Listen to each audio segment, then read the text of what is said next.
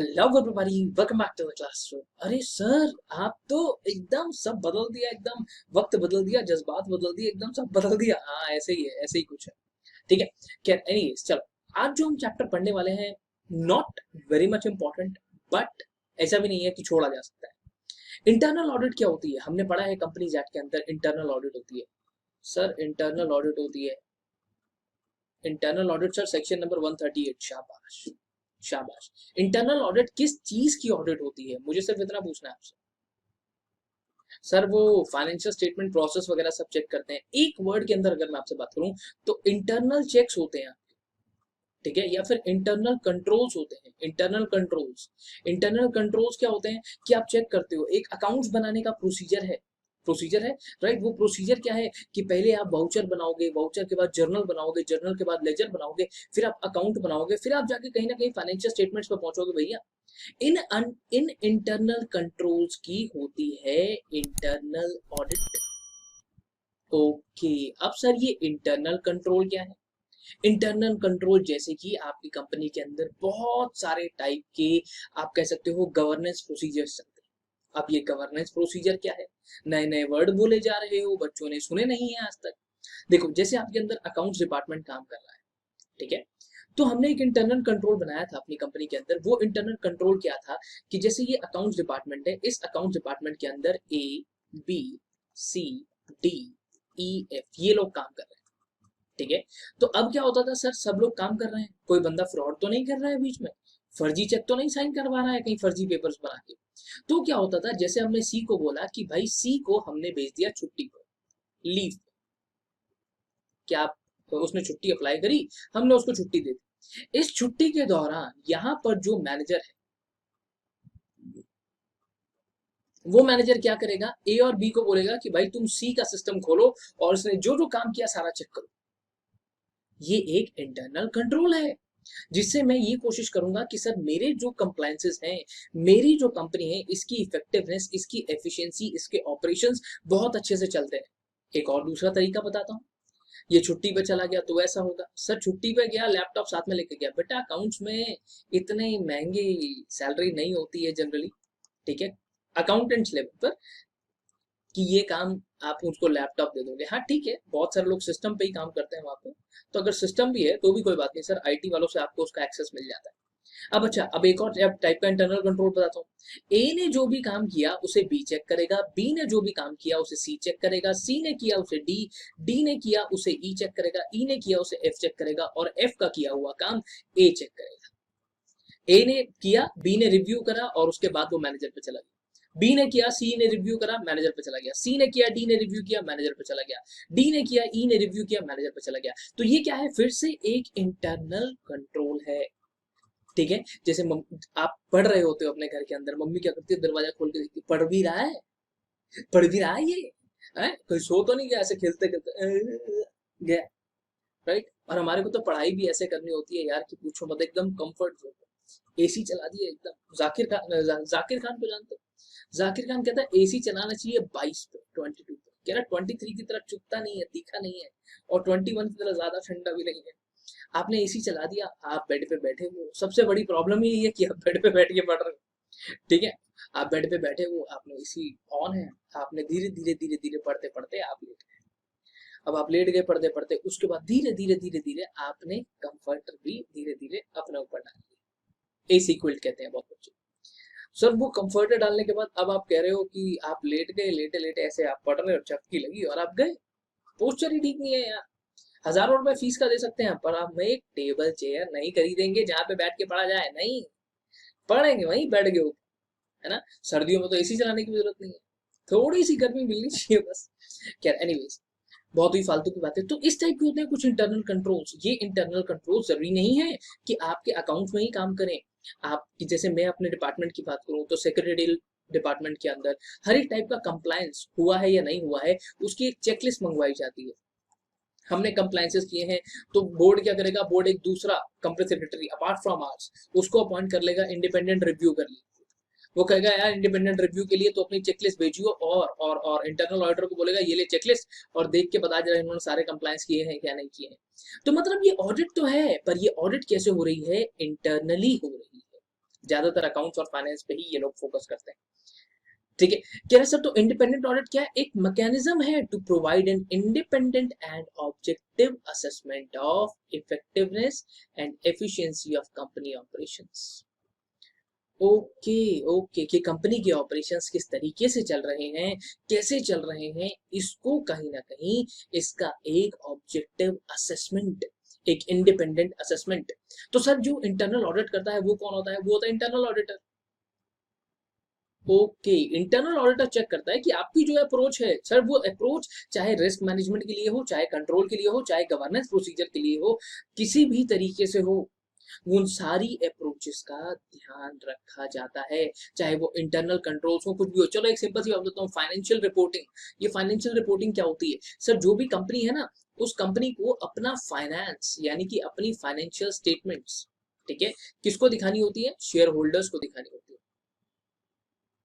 किसको दिखानी होती है? शेयर होल्डर्स को दिखानी होती है। ये आप क्या कर रहे हैं? कंपनी के फाइनेंस को रिपोर्ट कर रहे हो ना शेयर होल्डर्स को। कब करते हो? जनरल मीटिंग पे सर, एजीएम पे उनको रिजल्ट्स दिखाते हैं ना, और उसके अलावा भी स्टॉक एक्सचेंज पे भेजते रहते हैं ना। हाँ, हाँ, हाँ, तो बस यही काम तो करना है यहाँ पर। कह रहा सर इंटरनल ऑडिट के अंदर आती है efficiency of internal control, operations, IT controls, reliability of financial reporting, कौन सा कहां पर फ्रॉड हुआ है उसको डिटेक्ट करना, क्या आपने लॉस को फुलफिल करा है या नहीं करा है, जीएसटी रिटर्न्स हैं, टीडीएस हैं, क्या आपने वो टाइम पे काटे हैं, टाइम पे सबमिट किए हैं रिटर्न्स के साथ या नहीं। ओके, ओके, ठीक है सर, हम क्या करेंगे इसके अंदर? इंटरनल ऑडिटर तो फाइनेंस का काम कर रहा है बेटा। अगर मैं कंपनी सेक्रेटरी हूं, मैं अपनी बात करूं, मैं क्या करूंगा इसके अंदर? तो मेरे यहाँ पर डायरेक्टर्स को सब कुछ बताने वाला ही मैं हूं कि आपकी क्या ड्यूटीज हैं, कितना पैसा आप ले सकते हो, क्या ग्रोथ है, क्या हमारे स्टेक होल्डर्स के लिए सही है। ठीक है, ओके, आगे चलते हैं। बहुत बड़ी बातें बोल दी मैंने, इसको काट देते हैं, आगे चलते हैं, अगली बात पे आते हैं। कह रहे सर तो मतलब आप ये कहना चाह रहे हो इंटरनल ऑडिटिंग के अंदर हम ये चेक करेंगे। सर फंस गए थे आप इधर, फंस गया था, अच्छा खींच के ले आओ आप। तो अब इंटरनल ऑडिटिंग के अंदर मतलब आप ये कहना चाह रहे हो कि जो हमारे रिकॉर्ड्स हैं वो इंश्योर करेंगे कि हम प्रॉपरली मेंटेन हुए पड़े हैं। बिल्कुल, जो पॉलिसीज, जो प्रोसीजर्स आपने बनाए हैं वो फुलफिल हो रहे हैं। ए का काम बी चेक करेगा, बी का काम सी चेक करेगा, ये हो भी रहा है। चलो एक और चीज बताता हूँ आपको। आपने बहुत बार देखा होगा, अनटिल अनलेस कि वो एक प्रॉपर एमएनसी ना हो जहां पे आप काम करते हो, इंडियन लाला कंपनी है, ठीक है, तो उन्होंने बहुत सारी पॉलिसीज बनाई होंगी। चलो एक पॉलिसी मैं आपको बता देता हूँ, आपने देखा होगा विजिल मैकेनिज्म, विजिल मैकेनिज्म, ये सुना है? या आपने सुना है विसल ब्लोअर पॉलिसी? फ्लाइंग बीस को जानते हो? फ्लाइंग बीस को, चिकलू, चिकलू, रजबरी के पापा, ये सब जानते हो? नहीं जानते। फ्लाइंग बीस इज अ फेमस यूट्यूबर, ठीक है, पायलट था। पायलट था, उसने देखा कि यार वहां पर कुछ चीजें उसकी एयरलाइंस के अंदर सही नहीं है, तो उसने क्या करा? विसल ब्लोअर का यूज करा। ये आपने पढ़ा है सेक्शन नंबर 177 सबसेक्शन 10 में ऑफ कंपनीज एक्ट, उसने इसको यूज करा। आप देखो ना सर कि आपके यहाँ पॉलिसी तो है, पर क्या वो पॉलिसी काम करती है? आपने दुनिया जहान का कहा हुआ है कि हाँ यार हमारे पास कोड ऑफ कंडक्ट है, किस लिए? For with familiarisation with independent directors. Independent directors हमारे पास आएंगे, उसके साथ में हम बिल्कुल क्लियर कट एक काम करेंगे। सर मैं क्या काम करेंगे? कह रहे सर इंडिपेंडेंट डायरेक्टर जो है ना, हाँ, उसको जैसे वो नई नवेली दुल्हन की तरह होता है, उसको लाओगे, उसके साथ फेमिलियराइज होगे। कि ना ठीक इसी तरीके से आपके पास पॉलिसी तो है, पर पता चला इंडिपेंडेंट डायरेक्टर आके बैठा हुआ है, उसको कोई मुंह ही नहीं लगाता, उससे कोई बात ही नहीं करता है। कह रहे तो ऐसे ही internal auditing was confined to ensure कि accounting and allied records are properly maintained, company के assets they are properly safeguarded, और जो पॉलिसीज प्रोसीजर्स जो भी लेट डाउन करे हैं मैनेजमेंट ने, वो फुलफिल हो रहे हैं। ओके, ऐसा तो नहीं है कि आपने रिकॉर्ड्स तो आप मेंटेन करते हो, पर ऐसी जगह पे मेंटेन कर रखे हैं जहाँ सारे के सारे चूहे ही उतरे जा रहे हैं मेंटेन रिकॉर्ड्स। आपने रिकॉर्ड्स तो मेंटेन करे, पानी भर गया वहां पे, बेसमेंट के अंदर मेंटेन करे, ठीक है, ओके, ठीक है सर, ठीक है। इसके अलावा इतना ही नहीं होता, इसके अलावा ये भी देखा जाता है कि आपके यहाँ पर जो लेबर काम कर रही है वो क्या एक प्रॉपर आपने उन्हें प्रॉपर कंडीशंस दी हुई है। प्रॉपर कंडीशंस बताता हूँ, फैक्ट्रीज एक्ट है हमारे पास, वो कहता है हर एक जगह पर सैनिटाइजेशन फैसिलिटीज होनी चाहिए, प्रॉपर ड्रिंकिंग फैसिलिटीज होनी चाहिए, राइट, विद प्रॉपर वेंटिलेशन होना चाहिए। ये सब चीजें कहाँ लिखी हैं? एक्ट के अंदर लिखी हैं। तो आपको पता ही नहीं है एक्ट, आप कह रहे हो यहाँ पे वॉशरूम नहीं है, ठीक है, यहाँ पे वॉशरूम नहीं है, यहाँ पानी नहीं है, राइट। तो ये सब चीजें एक्ट में लिखी हुई हैं, उसको आपको प्रोवाइड करनी ही पड़ेगी। ये नहीं कि भैया मैं ऑफिस गया हूँ तो भाई वॉशरूम कहाँ पे है, वॉशरूम के लिए तो भाई पीछे जंगल जाना पड़ता है डब्बा लेके, नहीं। ये सब एक्ट में लिखा हुआ है, तो आपको इंश्योर करना है कि हाँ, जो भी ले आप कह सकते हो। चलो मैं आपको बताता हूँ, जैसे रॉ मटेरियल आया हमारे पास, ठीक है, आपने देखा होगा मदर डेयरी के अंदर जब भी रॉ मटेरियल आता है, पता है वो उसको दूध को, दूध मदर डेयरी थोड़ी है उनके पास, इतना थोड़ी है, बाहर से आता है, वो उसको फिर चेक करते हैं, चेक करने के बाद उसको अपनी ब्रांडिंग करते हैं। हाँ, तो इसके अलावा अगर कोई गवर्नमेंट रेगुलेशंस हैं, आप उनको फॉलो कर रहे हो, जो रॉ मटेरियल को लेकर, जैसे मैं आपको बताता हूँ, क्या कहते हैं यार, होता ना, केमिकल्स एक लिमिट तक ही डाले जा सकते हैं, फूड कलर्स एक लिमिट तक ही आप डाल सकते हो, कह रहे वो चीजों का भी सर पूरा पूरा ध्यान रखना है। प्रॉपर एफिशिएंसी कि आपका जो काम है वो कॉस्ट एफिशिएंट है या नहीं, दैट मींस आप प्रॉपर तरीके से जो आपका काम है, आपके पास जो कॉस्ट आ रही है, लेट अस से कि आप कह रहे हो कि सर बाजार में ये हमारा इनपुट है और ये इनपुट जो है ये 12 रुपीज पर यूनिट हमारे को मिलता है, ठीक है, तो मार्केट में क्या ये सही में कॉस्ट इफेक्टिव है? कहीं ऐसा तो नहीं है इससे सस्ता 8 रुपीज वाला अवेलेबल है और हम 12 रुपए खर्च कर रहे हैं? Cost effectiveness. अब क्या मतलब बार बार डायरेक्टर जाएंगे और ये जाके चेक करेंगे कि नहीं भैया तुमने तो हमारे को 12 रुपए का दिया था, 8 रुपए का मिल रहा है ये तो, कह रहा नहीं सर, नहीं। बिजनेस करना मतलब एक बहुत बड़ा एस्पेक्ट है यार, बहुत सारी चीजें हैं उसके अंदर, बहुत सारे फंक्शनल हेड्स होंगे आपके पास, न जाने कितने लोग, एचआर, अकाउंट्स, फाइनेंस, सेक्रेटेरियल, ठीक है, सेक्रेटेरियल लीगल एक ही होता है बहुत सारी जगहों पर, एडमिनिस्ट्रेशन, कह रहे सर इतने दुनिया जहान के डिपार्टमेंट है सर, आप हर एक बंदे के साथ जाके डे टू डे एक्टिविटीज पे बैठते रहोगे क्या? मैनेजमेंट, और जब अगर मैं बात करूं बोर्ड ऑफ डायरेक्टर्स, क्या बार बार हर एक फंक्शनल हेड को बुलाता रहेगा और कहेगा आ भैया आके मेरे को समझा? कह रहा नहीं सर, नहीं।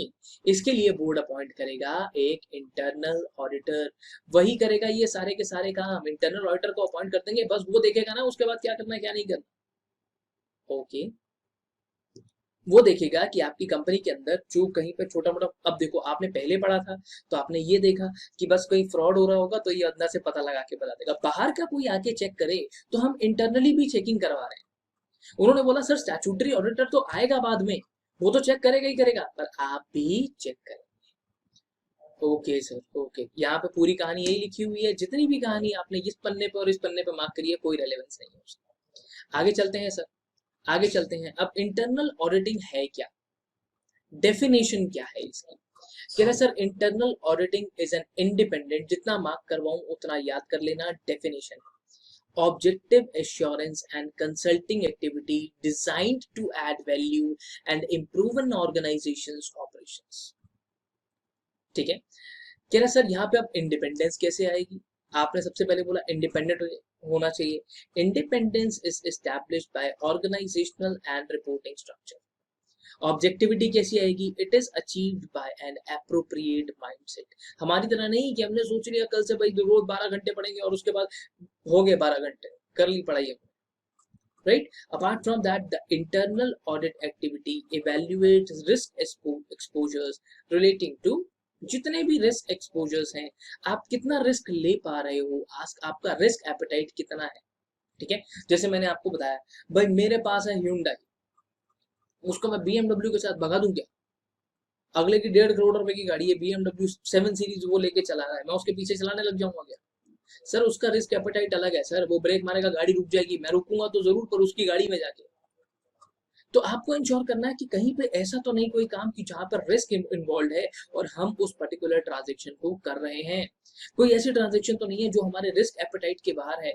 आप क्या चेक करोगे सबसे पहले कि हमारी इफेक्टिवनेस कितनी है, हम कितने इफेक्टिव हैं। अपार्ट फ्रॉम दैट, जो इंफॉर्मेशन प्रोवाइड की जा रही है, चाहे फाइनेंशियल हो चाहे ऑपरेशनल हो, वो कितनी रिलायबल है और कितनी इंटीग्रेटेड है, कितनी चीजें उसके अंदर हैं और कितनी सारी सही लिखी हुई हैं। Next is safeguarding of assets. क्या आपके जो एसेट्स हैं वो अल्टीमेटली पैसा किसका है? पैसा तो सर शेयर होल्डर्स का है, उन्होंने पैसा लगा रखा है, क्या उनके एसेट्स को सही तरीके से सेफ गार्ड करके आपने रखा हुआ है?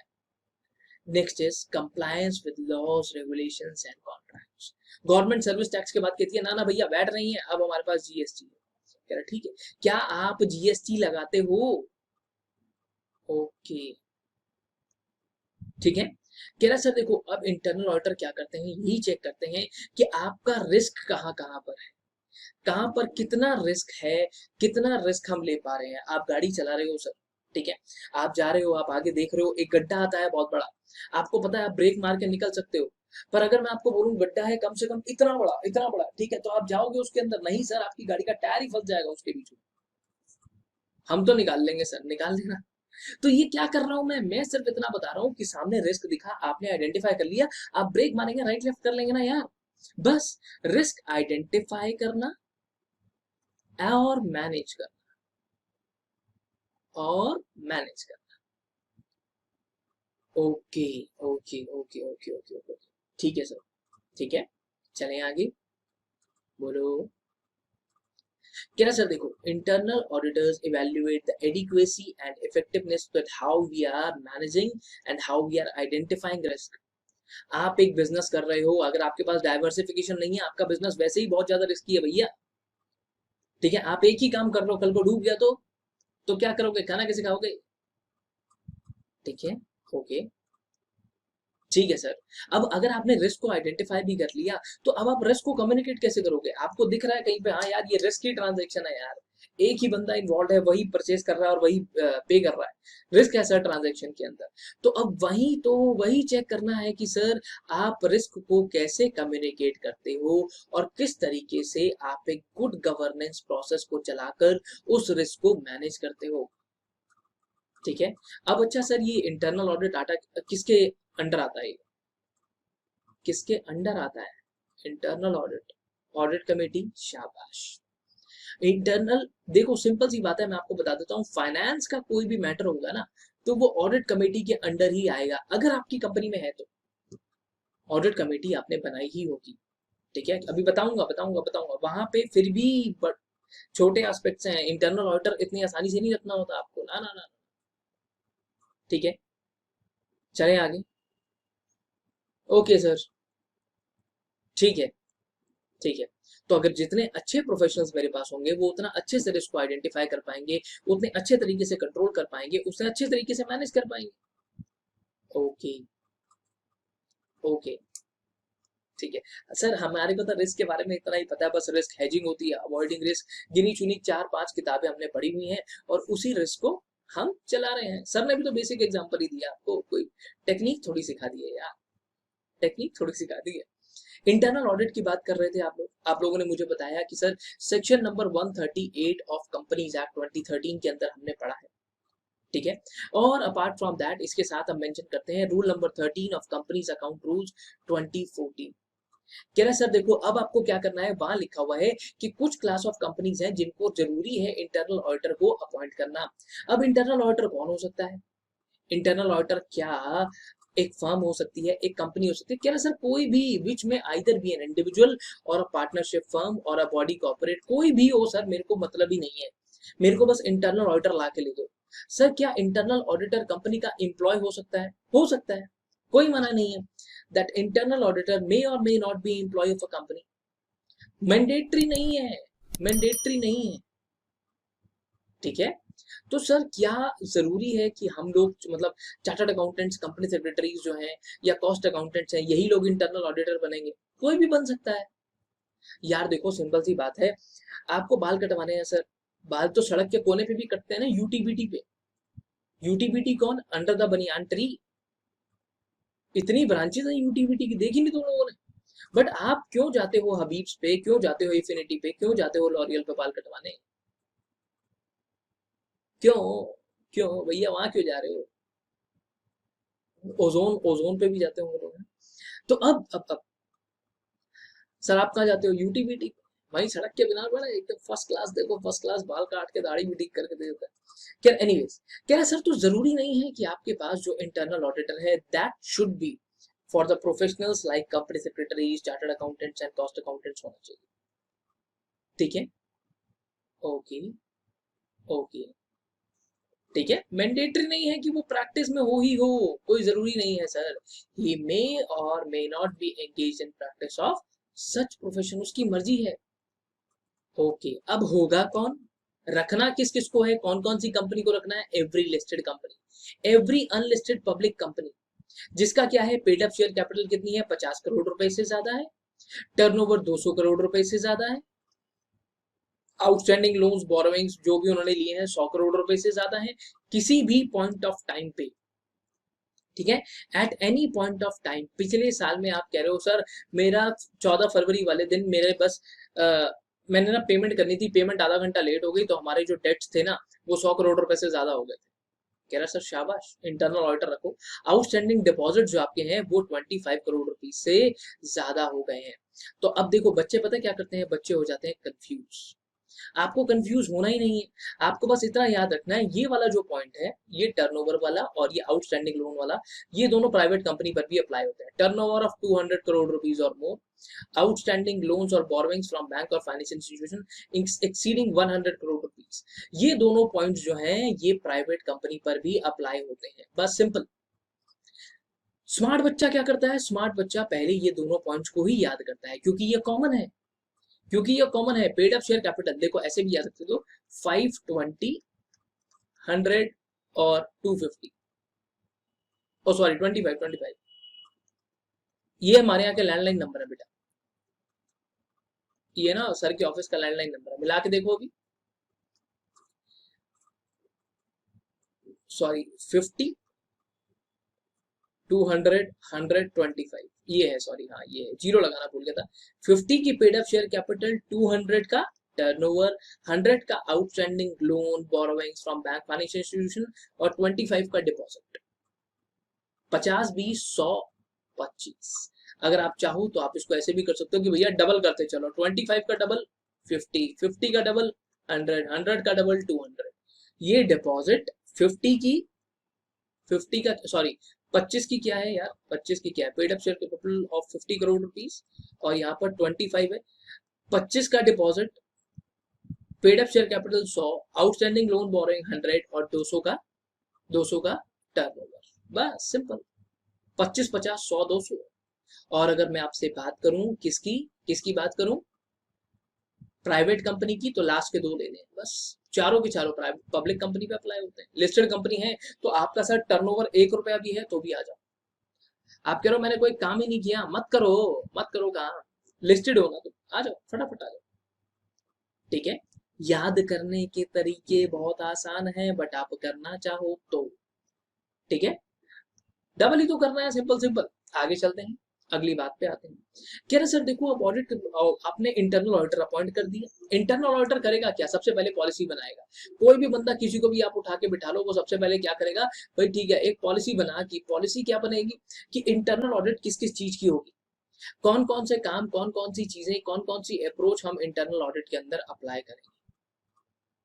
ओके ओके ठीक है ओके। तो सर इंटरनल ऑडिट कब होगी, साल में एक बार ही, ना ना ना ना ना ना ना।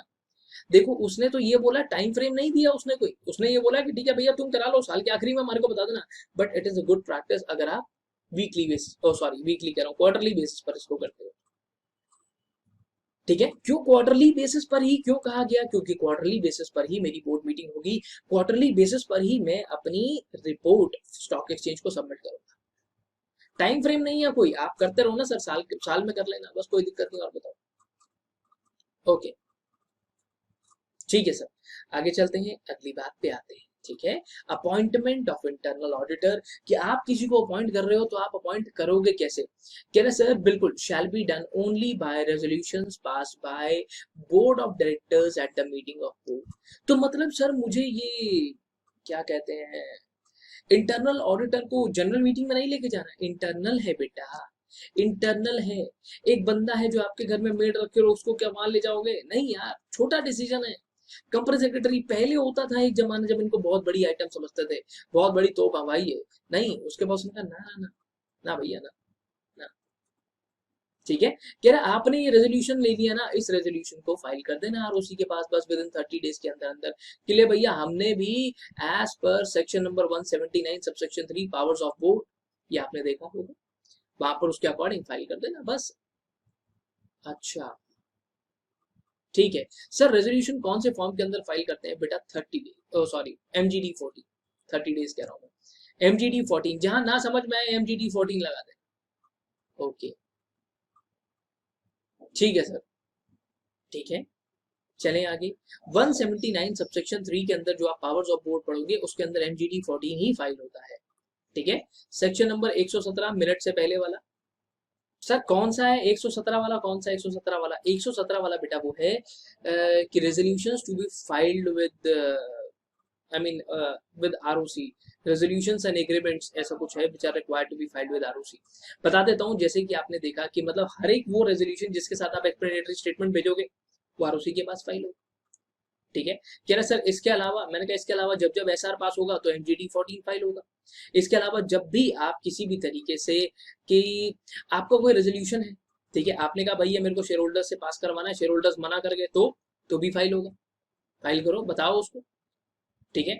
अब सर पास नहीं हुआ, फेल हो गया, अच्छा फेल हो गया है, फेल हो गया है ना, तो कोई बात नहीं यार। इफेक्टिवनेस आप अपनी मिनट बुक के अंदर मेंशन करते हैं ना, बस की फेल हो गया है, रेजोल्यूशन फॉर्म फाइल करने की जरूरत नहीं। रेजोल्यूशन फेल हो जाता है तो सिर्फ मिनट बुक के अंदर मेंशन करो छुट्टी। सर उसके अंदर भी मेंशन नहीं करेंगे, बेइज्जती हो जाएगी सर। बेटा अगर पकड़े गए तो बहुत दिक्कत हो जाएगी, बहुत दिक्कत हो जाएगी। बिना बात के फिर सर को फोन मिला हो गया, क्या फायदा? समझो ना बात को। एनीवेज आगे चलते हैं। अब अगली बात पे आते हैं। कह रहा सर इंटरनल ऑडिट के अंदर आपने इतनी सारी रामायण हमारे को बता दी, सीधा वही बता देते जो पेपर में लिखना है। कह रहा स्कोप ऑफ इंटरनल ऑडिट क्या है, overall scope of internal audit. कह रहा सर इंटरनल ऑडिट सबसे पहली बात हम एक मैनुअल बनाते हैं जहां पे स्कोप, ऑब्जेक्टिव, प्रोसेस सब चीजें लिखते हैं, ठीक है। और that needs to be approved by board, ठीक है। वो क्या है, ऑडिट मैनुअल जो that needs to be approved by board. अगर बोर्ड के अलावा आपके पास ऑडिट कमेटी है तो सर शानदार, लाजवाब, उसी से कम्युनिकेट करवा लेना। और उसके बाद यही इंटरनल ऑडिट, ऐसा तो नहीं होगा सिर्फ और सिर्फ अकाउंट्स के लिए होगी, मैंने बताया ना सब डिपार्टमेंट्स के लिए है। उसके बाद आप क्या करोगे, ये इंटरनल ऑडिट की जो भी पॉलिसी आपने बनाई है इसको आप कम्युनिकेट करोगे हर एक फंक्शनल हेड को, यानी कि head of department of sales, marketing, HR, जो भी ये लोग जितने भी डिफरेंट डिफरेंट डिपार्टमेंट्स के जो हेड्स हैं उन सबको आप ये कम्युनिकेट करें। अच्छा, ओके। तो sir audit terms of reference के अंदर, ऑडिट प्लान के अंदर या फिर स्कोप ऑफ ऑडिट के अंदर क्या क्या आएगा? सबसे पहले तो आपकी स्ट्रैटेजी क्या है, आपकी स्ट्रैटेजी क्या है। आप एक पॉलिसी बनाओगे कि भैया ट्रांसपेरेंसी को इंक्लूड करने के लिए हम ये काम को ऐसे करेंगे, ये तरीका है काम करने का, किस बंदे का क्या रोल है, क्या ऑर्गेनाइजेशन है, आई मीन क्या रिस्पॉन्सिबिलिटी है, स्कोप ऑफ वर्क क्या रहेगा, अकाउंटेबिलिटी किसको है, बोर्ड को है या ऑडिट कमेटी को है, ऑडिट कमेटी को 90% से ज्यादा केसेस में, ठीक है। रिपोर्टिंग लाइंस, अगर आपको जो फंक्शनल हेड है उसको किसी चीज के लिए रिपोर्ट करना है तो वो किसको रिपोर्ट करेगा, इंटरनल ऑडिटर को या बोर्ड को? इंटरनल ऑडिटर को। बता रहा हूँ वैसे क्या काम है। Accessibility to board and audit committee, किन किन सिचुएशंस के अंदर अगर आपको लगता है कि भैया रिस्क है, आपको लगता है फ्रॉड हो रहा है, तो इन कौन सी सिचुएशंस के अंदर आप सीधा सीधा अप्रोच कर सकते हो किसको, बोर्ड को या ऑडिट कमेटी को, ठीक है। जो भी इंफॉर्मेशन आपको दी गई है that is unfiltered information on that needs to be access. जो भी इंफॉर्मेशन आपके पास है, जो भी रिकॉर्ड्स हमारे पास अवेलेबल हैं, if they are meant to be shared, अगर वो शेयर करने वाले हैं तो उनको शेयर जरूर किया जाए। चलो जी आगे चलते हैं, अगली बातों को समझते हैं। कह रहा सर ऑब्जेक्टिव क्या है, करवा क्यों रहे हो इंटरनल ऑडिट? इस चैप्टर की सबसे खास बात एक बताता हूं आप लोगों को कि अगर ये चैप्टर में से क्वेश्चन आया तो आएगा बिल्कुल सीधा, यस। कह रहा सर सबसे पहली बात हम इंटरनल ऑडिट इसलिए करा रहे हैं ताकि भैया मैनेजमेंट को तसल्ली हो जाए कि हमारे इंटरनल कंट्रोल बहुत बढ़िया काम कर रहे हैं, ठीक है। आप चेक करते हो ना, जैसे बहुत बार क्या होता है कि घर के अंदर चीजें खराब हो जाती है तो आप एक इंटरनल चेक कर रहे हो, जैसे फ्रिज के अंदर, जैसे मैं बताता हूँ मेरे रूम में ना यार AC लगा हुआ है, सर सबके रूम में लगा होता है, मेरे को ऐसा लग रहा है वो कूलिंग नहीं कर रहा है, तो वो कैसे होता है, चलाएंगे तो पता चलेगा ना। वो क्या है, इंटरनल कंट्रोल, कमरा ठंडा हो रहा है नहीं हो रहा है टेम्परेचर के हिसाब से, राइट। तो अब मेरे को लग रहा है वो कूलिंग नहीं कर रहा है, ये क्या है सर, ये इंटरनल ऑडिट है, आपने खुद ही चेक कर ली, कोई बाहर वाला आके बोलता, वरना स्टैट्यूटरी ऑडिटर आके बोलता, आपने ही बता दिया कि भाई ये तो कूलिंग ही नहीं कर रहा है, ठीक है। तो यही पर्पस है, यही सबसे बड़ा पर्पस है। तो अब मतलब क्या है कि हम रिव्यू करते हैं और अप्रेजल करते हैं। अच्छा सर आपने ये अनफिल्टर्ड का मतलब नहीं बताया, आप लगता है कुछ भूल गए। रेस्ट्रिक्टेड इंफॉर्मेशन अगर शेयर करने वाली है तो मैं शेयर करूंगा, अदरवाइज शेयर नहीं करूंगा, सिंपल। कह रहा सर सबसे पहली बात, appraisal of operational control framework. जितने भी सिस्टम, जितने भी एरियाज के अंदर, जितने भी फंडामेंटल्स के अंदर आप बिजनेस कर रहे हो, उन सब के अंदर ये चेक करना कि हम कितना रिस्क बियर कर सकते हैं, ठीक है, असेसमेंट करना और उसको मिटिगेट करना, यानी कि रिड्यूस करना। और जहां भी फंसते हैं इन एन ऑर्गेनाइजेशन, तो आपको क्या करना है, आपको भैया प्रॉपरली आइडेंटिफाई कर लेना है कि यहाँ पे फ्रॉड हुआ है। ओके, कह रहा सर अब बहुत बार हम पॉलिसीज बनाते हैं, हम टाइम टेबल बनाते हैं, ऐसी कॉर्पोरेट्स के अंदर बहुत सारी पॉलिसीज बनती हैं, risk risk risk management policy बना दी हमने, तो वो पॉलिसी किस एक्सटेंट तक कितनी एडिक्वेट है, कितनी उसकी रेलेवेंस है, और कहाँ तक हम उसको समझ पा रहे हैं, कहाँ तक हम उसको अप्लाई कर रहे हैं। उसके बाद जितनी भी हमारी स्टैट्यूटरी रिक्वायरमेंट्स हैं, हम उनको कहाँ तक कंप्लाई कर रहे हैं। यानी कि हमारी जो स्टैट्यूटरी रिक्वायरमेंट है, जैसे कि अगर मैं आपको बोलूं कि स्टैट्यूटरी रिक्वायरमेंट हो गई जैसे कि कंपनीज एक्ट के दुनिया जहान के प्रोविजंस, आप उनको किस एक्सटेंट तक कंप्लाई कर रहे हो। Next is status of implementation, कि आपने अगर इंटरनल ऑडिट के अंदर कुछ चीजें निकल कर आती हैं, ठीक है, तो आप उनको कैसे, किस तरीके से उन रिकमेंडेशंस को ले रहे हो, और अगर ले रहे हो तो क्या आप उन रिकमेंडेशंस को अप्लाई कर रहे हो आगे, या ऐसे ही छोड़ देते हो। सर से पूछा सर इसका मतलब क्या है, ये नहीं समझ में आ रहा है, वो नहीं समझ में आ रहा है, सर ने बताया बट क्या आपने वो सुना, क्या आपने उसको अप्लाई किया ना, ठीक है। कह रहा next is evaluating internal control, कह रहा इंटरनल कंट्रोल को इवेल्युएट करना। ओके, ठीक है।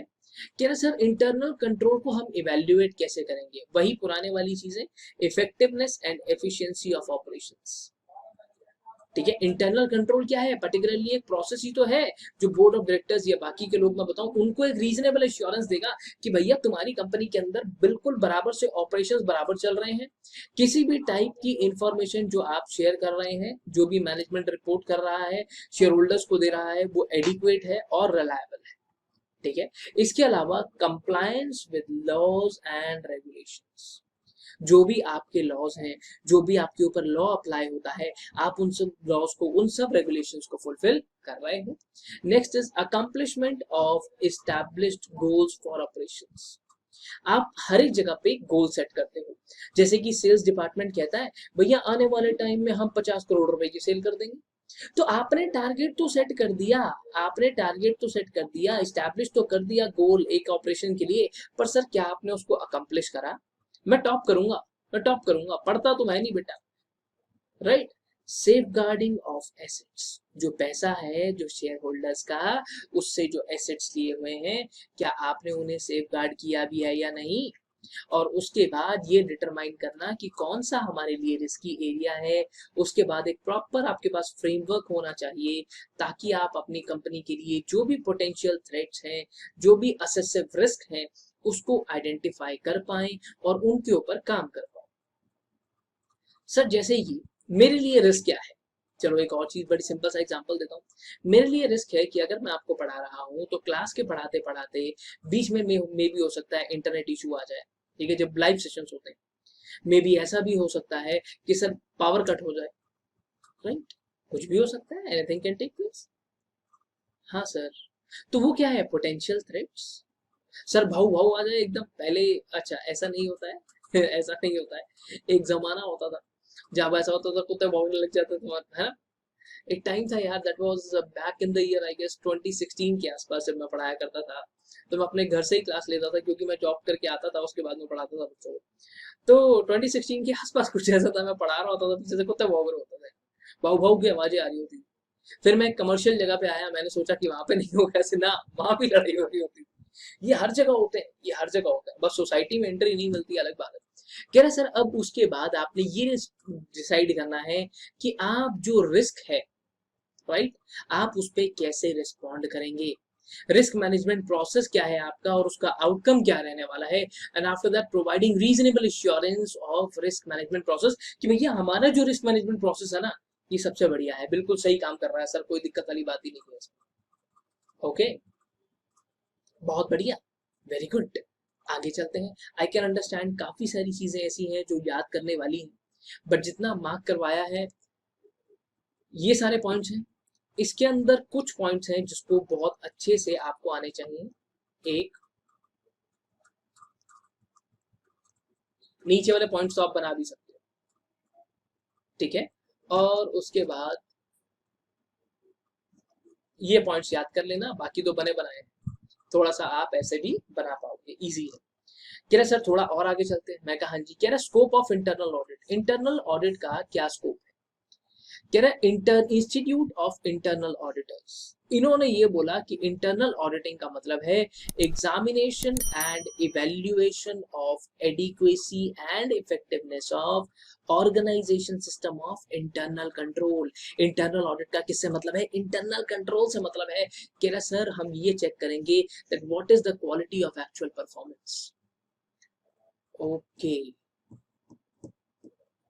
ठीक है सर, ठीक है। इंटरनल ऑडिट के अंदर अब एरियाज क्या क्या आएंगे। सर बताया तो आपने नहीं, ये मैंने बताया ऑब्जेक्टिव क्या है, पर्पस क्या है, पर इसके अंदर मैं करूंगा क्या क्या। जैसे पर्पस क्या है, पढ़ना, उसके लिए टाइम टेबल बनाऊंगा, टाइम टेबल बना दिया भाई, सुबह 6 बजे उठ के पढ़ेंगे। क्या पढ़ेंगे, क्या पढ़ेंगे सुबह उठ के, वो प्रोसेस के अंदर क्या आ रहा है, कौन कौन सी चीजें कवर करनी है, that is what we are going to cover. कि internal audit involves the following areas of operations, कि ये सारे एरियाज ऑफ ऑपरेशंस। ओके, सबसे पहले इंटरनल कंट्रोल को रिव्यू करना और उनके प्रोसीजर्स को रिव्यू करना। सबसे पहले आप ये चेक करोगे कि जो इंटरनल कंट्रोल सिस्टम है क्या वो प्रॉपरली कंपैटिबल है ऑर्गेनाइजेशनल स्ट्रक्चर के हिसाब से। ऐसा नहीं है कि आपके जो इंटरनल कंट्रोल है वो बहुत ज्यादा है और ऑर्गेनाइजेशन का साइज बहुत कम है। कुछ ऑर्गेनाइजेशंस के अंदर आप देखते हो separate I mean control departments होते हैं। जैसे मैं आपको अगर किसी बैंक के बारे में बात करूं तो बैंक के लिए भैया ये बहुत मैटर करता है कि जिसको भी पैसा दिया है उससे पैसा वापस आना चाहिए और वो भी टाइम पे, ठीक है। तो अब बैंक के पास क्या है, बैंक के पास क्रेडिट कंट्रोल डिपार्टमेंट है, डेट रिकवरी डिपार्टमेंट है, राइट। तो अकाउंटिंग डिपार्टमेंट अलग है, सेल्स डिपार्टमेंट अलग है। बहुत सारी जगहों पर अगर छोटी कंपनीज हैं तो आप देखोगे कि इंटरनल कंट्रोल ऐसे ही काम कर जाते हैं, बस सेल्स मार्केटिंग अकाउंटिंग रख, सेल्स और अकाउंटिंग रख लिया, हो गया, राइट। क्या है सर, अब हर एक इंटरनल कंट्रोल, हर एक डिपार्टमेंट को इंटरनल कंट्रोल किसको कहते हैं, जैसे मैं आपको बता रहा था। तो कंट्रोल वर्ड जो है इसकी अगर मैं आपसे बात करूं कि जैसे डिफरेंट डिफरेंट डिपार्टमेंट्स हैं, उन सबके लिए मैं चेक करूंगा कि भैया जो ह्यूमन रिसोर्स डिपार्टमेंट है, जो एम्प्लॉय मैंने रखे हैं, जो सेल्स है, जो मार्केटिंग है, जो अकाउंट्स है, जो लीगल है, तो वो सारे के सारे इंटरनल कंट्रोल जो है, ठीक है, क्या वो सही में मेरे लिए कॉस्ट इफेक्टिव है। Each control should be reviewed and analysed in terms of cost and benefits, कि अगर मैं किसी को 1 लाख रुपए दे रहा हूं तो क्या वो 1 लाख रुपए का काम करके दे रहा है मेरे को या नहीं। ओके, ओके, ठीक है, आगे चलते हैं। Reliability and integrity of financial and operating information. Okay, ठीक है। क्या सर इंटरनल ऑडिटर क्या करेगा, सबसे पहले वो सारी की सारी इंफॉर्मेशन, जो इंफॉर्मेशन आप मैनेजमेंट को देते हो, अब अल्टीमेटली मैनेजमेंट के पास कहां से आएगा, फाइनेंशियल डेटा अकाउंट्स डिपार्टमेंट बनाएगा। कह रहा है इसको चेक करेगा, चेक करके मैनेजमेंट को दिया जाएगा। किसी भी गवर्नमेंट एजेंसी को डेटा देना है, ट्रेड ऑर्गेनाइजेशन को देना है, लेबर यूनियन को देना है, चाहे शेयर होल्डर को ही क्यों ना देना हो, कह रहा है सर उसको प्रॉपर तरीके से मेजर किया जाएगा, क्लासिफाई किया जाएगा और देखा जाएगा कि क्या बिल्कुल एक्यूरेसी है, क्या ये डेटा जो आप शेयर करने जा रहे हो क्या ये रिलायबल है। अगर वहां पे किसी भी तरीके से जो डेटा है वो इंश्योर करेगा कि भैया टाइम से डेटा पहुंचा है कि नहीं। जीएसटी रिटर्न्स ले लो, क्या आपने टाइम से जीएसटी रिटर्न्स फाइल करी है, नहीं करी है। एनुअल रिटर्न आपको फाइल करनी है, वो टाइम से करी है या नहीं करी है। ओके, ओके, ठीक है। और अगर कोई चीज, कोई एक इंफॉर्मेशन हमारे पास है जिसके लिए हम 1,000 रुपए पे करते हैं, 1,000 रुपीज पे करते हैं, तो क्या ऐसा तो नहीं है हम एक्स्ट्रा पे कर रहे हैं। कॉस्ट इफेक्टिवनेस, दोबारा से बोल रहा हूं, कॉस्ट इफेक्टिवनेस की सर सबसे पहले मैं इंश्योर करूंगा कि क्या वो कॉस्ट इफेक्टिवनेस मेरे पास है। मैं एक फॉर्म सर्टिफाई करवाता हूँ 2,000 रुपए, अब वो जो फॉर्म मैं 2,000 रुपए का सर्टिफाई करवा रहा हूँ कहीं ऐसा तो नहीं है मैं महंगा करवा रहा हूँ, कॉस्ट इफेक्टिव है ना भैया। क्या पता चले मार्केट के अंदर अगर 3,000 का हो रहा है, मैं 2,000 का करवा रहा हूँ, बहुत अच्छी बात है। बट अगर मार्केट के अंदर रेट ही उसका 1,000 रुपीज है और मैं 2,000 में करा रहा हूँ, तो सर मैं तो बेवकूफी कर रहा हूँ, ठीक है। फिर से बता रहा हूँ, जो भी आप इंफॉर्मेशन, चलो ठीक है थोड़ा सा मार्क कर लेते हैं, to evaluate the reliability and integrity of financial information given to management and external agencies.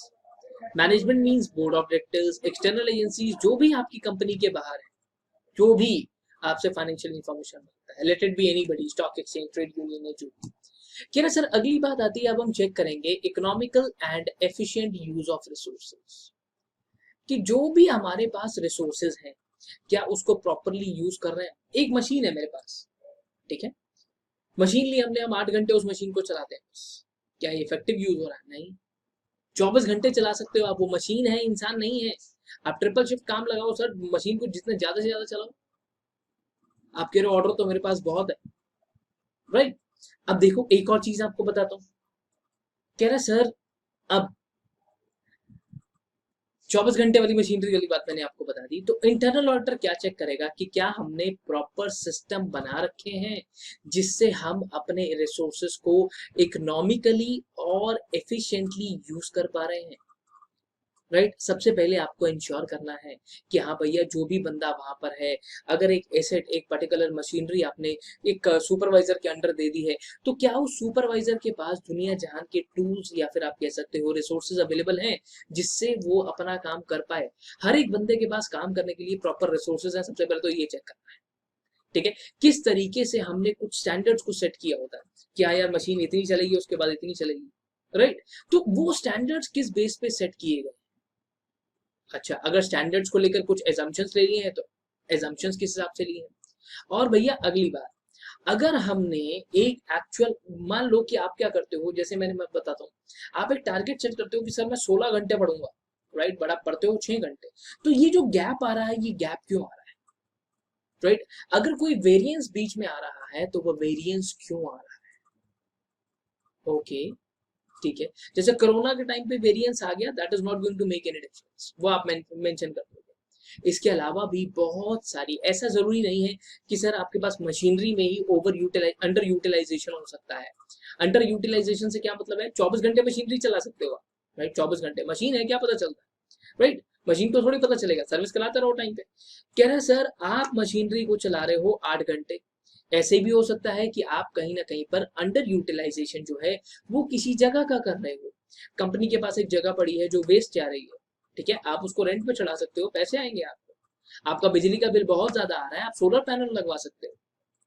हाँ, आपके पास बहुत सारा कैश बैलेंस अवेलेबल है, उसको यूज कर सकते हैं, इन्वेस्ट कर सकते हैं। आपकी मैन पावर जो है वो खाली बैठी हुई है, उसको यूज कर सकते हैं। Understaffing, overstaffing, underutilisation of resources और ओवर यूटिलाइजेशन ऑफ रिसोर्सेज, हर एक तरीके से, हर एक तरीके से स्पेशल अटेंशन इंटरनल ऑडिटर उन सारी जगहों पर देगा जो भी चीजें नॉन प्रोडक्टिव हमारे लिए निकल कर आ रही है। ओके सर, चलो आगे चलते हैं। लिख कुछ भी लेना, हेडिंग का ध्यान रखना, अंदर वाले पे एग्जामिनर इतना नहीं जाएगा, इतना ज्यादा भी नहीं लिखना है। 5 नंबर का पूछ रहा है, दो तीन लाइनें, मैक्सिमम 3-4 लाइनें, बस इससे ज्यादा मत लिखना। पेपर में और भी क्वेश्चंस आएंगे करने के लिए। कह रहा है सर उसके बाद वो इंश्योर करेगा कि जितने भी हमारे ऊपर लॉज अप्लाई हो रहे हैं, जितनी पॉलिसीज हैं, प्लान्स हैं, प्रोसीजर्स हैं, क्या आप ये फुलफिल कर रहे हो। गवर्नमेंट ने दुनिया जान के लॉज बना दिए, रेगुलेशंस बना दिए हैं, रूल्स बना दिए हैं, प्लान्स बना दिए हैं, क्या सर आप ये फुलफिल कर रहे हो, क्या आप इनकी सुनते हो, क्या आप इनकी बात मानते हो।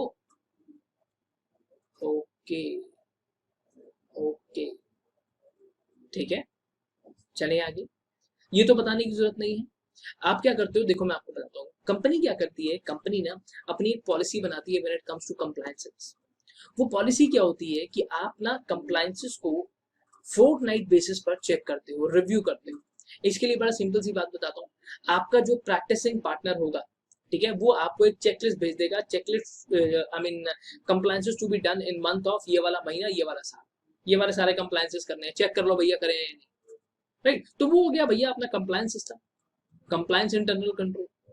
अब ठीक इसी तरीके से जो भी मेजर अकाउंटिंग पॉलिसीज हैं जिनका किसी भी टाइप का कोई भी इंपैक्ट पड़ता है फाइनेंशियल स्टेटमेंट्स के ऊपर, चाहे आज की हो चाहे पहले की हो, उनको भी एग्जामिन किया जाता है।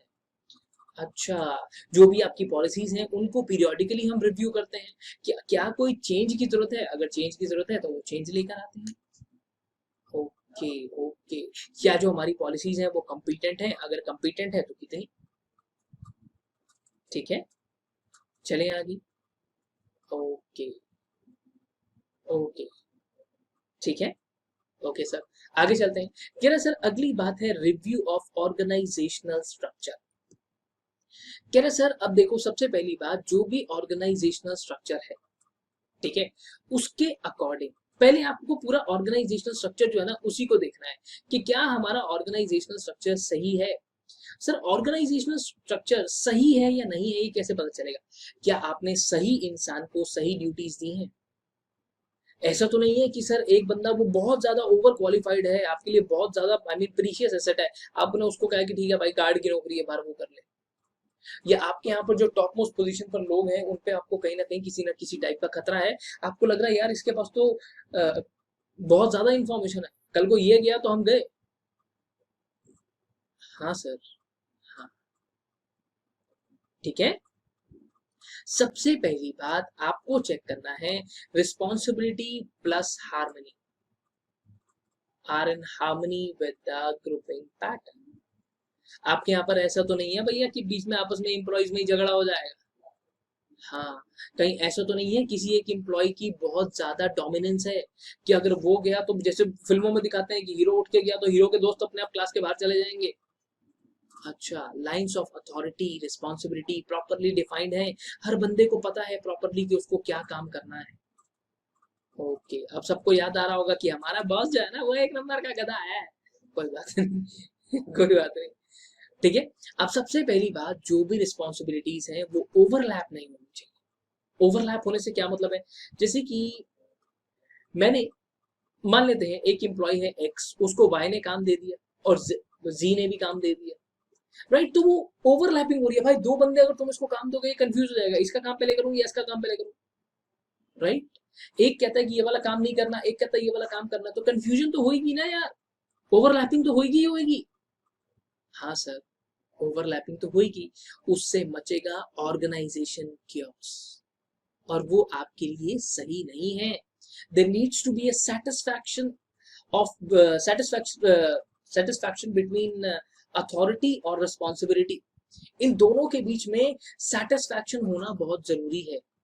आप किसी इंसान को एक टाइप की रिस्पॉन्सिबिलिटी दे रहे हो तो उसके साथ अथॉरिटी भी देनी पड़ती है। आप कह रहे हो किसी को गाड़ी चला, तो उसके पास अथॉरिटी है भैया, जहां जरूरत पड़ेगी वो ब्रेक लगाएगा, जहां जरूरत पड़ेगी रेस देगा, अथॉरिटी भी देनी पड़ेगी कि ये ले गाड़ी की चाबी, गाड़ी कैसे चला लेगा बिना चाबी के? हाँ सर, ठीक है, चलें आगे। कहानी आप बना सकते हो, बस ये गाड़ी वाली बातें बीच में मत लिखना। और रिव्यू ऑफ ऑर्गेनाइजेशन स्ट्रक्चर फिर से आ गया है, कोई बात नहीं, यू कैन अवॉइड, ठीक है। ओप्स, क्योस, उसके बाद वेरियस एग्जीक्यूटिव्स कितने गए हैं, ठीक है, what ever it is, what ever it is, okay. यार कमाल होगी यार, यहां से आपको आगे देखना है, ठीक है। अब जो मैं बता रहा हूँ पर्टिकुलरली सिर्फ वही समझ लो कि सर देखो, अगर मेरे को कोई कहता है कि आपके पास टीम है, जैसे सर के पास जो सर के ऑफिस में टीम है वो 3 लोग, राइट? आप मैनेज कर सकते हो, इजी है। आप बोलो 300 है, तो यार नहीं, 300 तो मैनेज नहीं होंगे, मैं हर एक बंदे के पास पर्सनली नहीं जा सकता। तो ये भी चेक किया जाता है कि आप कितने नंबर ऑफ एग्जीक्यूटिव्स को कंट्रोल कर रहे हो। डिफरेंट डिफरेंट एग्जीक्यूटिव्स आप देखते हो कंपनीज के अंदर कि भैया ठीक है, जैसे अगर आप मैकडोनल्ड्स पे जाओ, ठीक है, मैकडोनल्ड्स पे जाते हो, सबवे पे जाते हो, कहीं भी जाते हो, तो वो सब लोग होते हैं, उनका एक मैनेजर होता है, उनका एक मैनेजर होता है, वो मैनेजर कंट्रोल कर रहा है 10-12 लोगों की टीम को। बट अगर मैं बोलूं भाई 2000 को कंट्रोल करना है, तो manager needs subject assistant manager, assistant manager के नीचे जूनियर मैनेजर, जूनियर मैनेजर के नीचे फिर उसके बाद आप कह सकते हो कहीं ना कहीं सुपरवाइजर्स, सुपरवाइजर्स के बाद आपके पास आएंगे फिर प्रॉपरली क्लर्क्स आएंगे, राइट? तो एक वास्ट प्रॉपरली एक आई मीन आप कह सकते हो यार स्ट्रक्चरल फ्रेमवर्क मुझे चाहिए कहीं ना कहीं, ताकि प्रॉपरली काम किया जा सके, एक इंसान एक ही को रिपोर्ट करे। अब मैं भैया अगर 2000 लोगों का काम देख रहा हूँ, मेरा तो सिर फट जाएगा यार, कौन किसको रिपोर्ट कर रहा है, ये स्ट्रक्चर प्रॉपर होना चाहिए। ओके, हर एक बंदे के पास प्रॉपर फ्लेक्सिबिलिटी होनी चाहिए काम करने के लिए। हाँ, keeping in mind with straight away adherence to rules, जो रूल्स बनाए हैं उसका भी ध्यान रखा जाए, ठीक है। ओके, ठीक है सर, ठीक है, ओवरलैपिंग ना हो, इसका भी ध्यान रखना है, डोमिनेंस ना हो, proper satisfactory balance between responsibility and authority. आगे चलते हैं, accomplishment of established goals. Sir देखो, अब टारगेट तो हर कोई बनाता है, टारगेट तो आपने भी बनाया होगा, टारगेट तो आपने भी बनाया होगा कि तेरा भाई एक दिन ऐश्वर्या राय से शादी करेगा। अब क्या फायदा, अब ये टारगेट बना के क्या फायदा, सर तलाक करा देंगे सर। अच्छा अच्छा, वाह भाई वाह, वेरी गुड, पहले बेचारे को कुछ है नहीं। अब देखो, कह रहा है sir establish goals for operation. सबसे पहले इंटरनल ऑडिटर को क्या करना है, जो भी ऑब्जेक्टिव्स हैं, ठीक है, कि सर आपने ऐसा नहीं करना है कि यार बेबी मैं तुम्हारे लिए चांद तोड़ के ले आऊंगा। अबे ला सकता है, कैसी बात कर रहा है यार, सच तो बोल कम से कम। बेबी चांद तारे तोड़ के पापा के लग रहे हैं तेरे यार, कैसे ले आएगा यार। सबसे पहले इंटरनल ऑडिटर यही चेक करेगा कि जो भी ऑब्जेक्टिव्स आपने सेट किए हैं, they are stated and they are attainable, achieve किए जा सकते हैं, आप अटेन कर सकते हो उनको। ठीक है, हर एक डिपार्टमेंट के लिए जो भी टारगेट्स बनाए गए हैं, ठीक है, जो भी ऑब्जेक्टिव्स बनाए गए हैं, उन सबको, जो भी प्रोग्राम्स बनाए गए हैं, उनको रिव्यू किया जाएगा। Objectives for each department, okay, उनको रिवाइज किया जाता है। अब देखो यार, सिंपल सी बात है, अगर किसी का बिजनेस चल रहा था, बीच में कोरोना आ गया, आप कहते हो कि मैं टारगेट अचीव नहीं कर पाया, सर नहीं कर पाओगे आप target achieve, it is not possible. कैसे कर लोगे, एक्सटर्नल इंटरनल एनवायरनमेंट को देखकर चलना पड़ेगा। हाँ हाँ, तो इंटरनल ऑडिटर चेक करता है कि किस एक्सटेंट तक, मॉनिटरी हो चाहे नॉन मॉनिटरी हो, दोनों, किस एक्सटेंट तक हमारी पास डिटेल्ड प्लानिंग है और कहां तक एग्जीक्यूट किया जा सकता है। एक सिंपल सा फंडा आपको बताऊं तो आपने पढ़ा होगा फाइनेंशियल मैनेजमेंट के अंदर, बजट, बजट पढ़ा है, बजटिंग पढ़ा होगा, बजटिंग। क्या ना सर, वो जो बजटिंग है ना, वो बजटिंग है, वो प्लानिंग ही है। आप आज बजट बनाते हो, ठीक है, अब चलो सिंपल सी बात है, मैं एक बच्चे को बोलूं कि बेटा आपको महीने की पॉकेट मनी मिलती है लेटेस्ट से 10,000 रुपीज, तो बच्चा क्या करेगा, बजट बनाएगा, बजट बनाएगा। क्या ना सर, जो बजट वो बनाएगा, जो बजट बनाएगा वो क्या है, वो भी तो प्लानिंग ही है सर, ठीक है, बट वो प्लानिंग कैसी होनी चाहिए, फ्लेक्सिबल भी होनी चाहिए। ऐसा नहीं कि एक जगह पर कहीं पे खर्चा आ गया तो आप भाग जाओगे, नहीं, बेबी के साथ घूमने चले गए तो भाग जाओगे, नहीं यार, नहीं, मना कर दोगे उसको, सर उधारे पैसे ले लूंगा पर जाऊंगा जरूर सर। अच्छा अच्छा अच्छा, आगे चले, हुआ है एक बस देख लिया, एकदम हैप्पी मोमेंट हो गया, तो चले आगे। ठीक है सर, ठीक है। अच्छा, एक और चीज जो मैं आपको बता रहा हूँ, हर एक डिपार्टमेंट के लिए तो हम उसको प्रॉपरली जब कैटेगराइज करते हैं तो उसको बोलते हैं डिपार्टमेंटल प्लान्स। ठीक है, जो एक एचआर के लिए, ऑडिट, आई मीन हर एक डिपार्टमेंट्स के लिए अलग अलग बना दिए, बच्चों के लिए थी ये टर्म। ठीक है, जनरली ये मीटिंग्स के में डिस्कस होती है और हर एक एचओडी को कम्युनिकेट कर दी जाती है कि सर आपके डिपार्टमेंट के लिए ये प्लान है, आपको इस तरीके से काम करना है। तो सर इंटरनल ऑडिटर इतना पावरफुल है नहीं, बोर्ड के साथ बैठ के डिस्कस करेगा, ये बोर्ड के साथ बनाया जाएगा। कह रहे review of custodianship and safeguarding of assets. कह रहे सर देखो, सबसे पहली बात, इंटरनल ऑडिटर क्या करता है कि जो भी आपके पास एसेट्स हैं, उन सारे के सारे एसेट्स को वेरीफाई करता है कि भैया एसेट्स हैं भी हमारे पास, या खाली बुक के अंदर एसेट है। जैसे वो होता है ना एकदम, जैसे तुमने बोला बेटा सर आपके पास कौन सी गाड़ी है, मैंने कहा मेरे पास है जैगुआर एक्सएफ टॉप मॉडल। अच्छा, असलियत में नैनो है मेरे पास, नैनो, वो भी सीएनजी वाली, राइट। तो ये क्या हो रहा है, एसेट है नहीं, एसेट है नहीं बेटा, एग्जिस्टेंस तो है ही नहीं एसेट की, बस दिखा रखा है हवाबाजी, राइट। तो जो सर वॉच कौन सी डालते हो, रोलेक्स, नकली है, 150, अपना 150 रुपए की ली थी चोर बाजार से, राइट। तो वो क्या है, एक verification of assets needs to be there, कि एसेट्स जो है सही से काउंट हुए भी हैं या नहीं, राइट। चलो थोड़ा सा और आगे चलते हैं कि एसेट्स हैं भी या नहीं। ठीक है, अगर हैं तो क्या प्रॉपरली काउंट किए हैं। 8 मशीनरी हैं, मैं कह रहा हूँ भाई 10 हैं, नहीं नहीं नहीं नहीं, रिव्यू करना कि भैया क्या हमारे जो एसेट्स हैं, ठीक है, कहीं ऐसा तो नहीं है हम अपने एसेट्स को प्रॉपरली यूज ही नहीं कर पा रहे हैं, एसेट्स को सही से सेफ गार्ड ही नहीं कर पा रहे हो। आपकी कंपनी के अंदर प्रिंटर तो रखा हुआ, पर एम्प्लॉय जो है वो अपने पर्सनल प्रिंट देते जा रहे हैं उससे, सबने निकाले, ये सबने निकाले हैं, ये सब निकाल लेते हैं, पर्सनल प्रिंट धड़ा धड़ निकालते हैं। कोई बात नहीं सर, आप अपने एसेट्स को किस तरीके से प्रिवेंट करते हो जब when it comes to losses, आग लग जाएगी, आपने प्रॉपर काम किए होगा वहां, कि अगर क्या फायर एक्सटिंग्विशर डिवाइसेस, क्या अगर भूकंप आ जाता है तो अर्थक्वेक रेजिस्ट प्लान्स आपके पास हैं? आपकी जगह ऐसी बनी हुई है, आप कह रहे हो करोड़ों की मशीनरी लगी हुई है, आपकी बिल्डिंग ऐसी है, भूकंप रोधी बिल्डिंग है आपकी, राइट? तो क्या आपके पास ऐसे प्रॉपर प्रोसीजर्स अवेलेबल हैं जो आपके एसेट्स को लॉसेस से बचाएंगे, फायर, इम्प्रॉपर, नेग्लिजेंट एक्टिविटी से बचाएंगे? क्या ऐसे अवेलेबल हैं? रात को आप सारे बंदे ऑफिस में ताला मार के चले जाओ तो पीछे से चोरी हो जाए तो गार्ड है? हाँ, हाँ, हाँ, हाँ, ठीक है। तो that is all about safeguarding of assets, simple. चलो अब एक काम करते हैं, ये हो गया खत्म। यहाँ पे अब हम करते हैं क्लास को एंड, ठीक है? क्योंकि क्योंकि अब आपको दोबारा से जब हम शुरू करेंगे तो चीजें अब फंडे और थोड़े से चेंज हो जाएंगे। अब तो टेक्निक के बारे में बात करेंगे कि टेक्निक क्या है, किस तरीके से चेक करना है, प्रोसेस क्या है, step by step internal audit होती कैसे, ठीक है? लंबी क्लास हम वैसे ही रखते हैं, 1 घंटे की क्लास रखते हैं, उसके बाद तो बच्चे का दिमाग, अभी तक की 3-4 बार तुमने फोन देख लिया होगा बीच में कम से कम, है ना? बाकी काम भी कर लिए होंगे। चलो ठीक है, ओके, ठीक है। चलो bye, take care of yourself, will see you in next class. अगली क्लास में यहाँ से कंटिन्यू करेंगे, ठीक है? बाय।